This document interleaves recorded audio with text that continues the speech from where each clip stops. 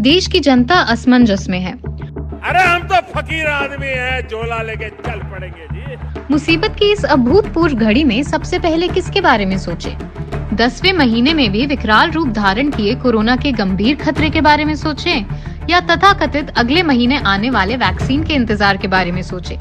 लगातार पेट्रोल और डीजल की बढ़ती कीमतों की वजह से बेतहाशा बढ़ती महंगाई के बारे में सोचे, या देश के करोड़ों मजदूरों की तरह पैदल ही अपने काम पर जाने के बारे में सोचे?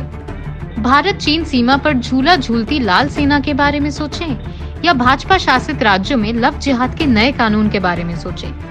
ठिठुरती ठंड में अपनी वाजिब मांगों के लिए देश की राजधानी के बाहर डेरा जमाए लाखों अन्नदाताओं के बारे में सोचे, या उसी राजधानी में इन अन्नदाताओं को मुंह चढ़ाते हुए हजारों करोड़ की लागत से बनने वाले नए संसद भवन के बारे में सोचे?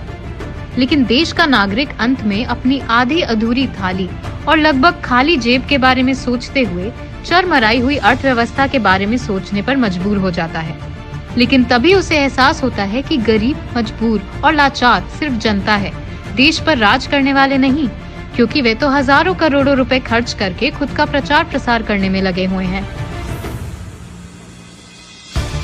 क्योंकि उनके पास अपनी विदेशी यात्राओं के लिए लाखों करोड़ रुपए मौजूद हैं। क्योंकि देश के शासकों के पास अपनी यात्राओं के लिए हजारों करोड़ रुपए के खास हवाई जहाज खरीदने के लिए भी रुपए मौजूद है। ऐसा लगता है कि देश की जनता की गाढ़ी मेहनत पसीने की कमाई का सारा पैसा पीएम केयर्स फंड हो गया है, जिसका वह जैसे चाहे उपयोग करे और कोई उसके बारे में कोई सवाल भी नहीं पूछ सकता। शायद दुनिया के सबसे बड़े लोकतंत्र में इसी को टू मच डेमोक्रेसी कहते हैं।